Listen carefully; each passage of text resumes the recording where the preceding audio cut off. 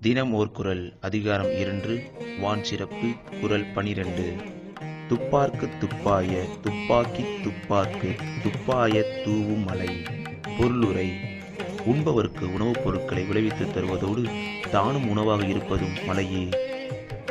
மழை தன்னையே உணவாக உலகிற்கு அளிக்கிறது என்பதை இக்குறள் தெளிவாக விளக்குகிறது. தினம் ஓர் குறள் கேட்போம். நம் குரல் ஓங்கச் செய்வோம் இவ்வுலகில். நன்றி.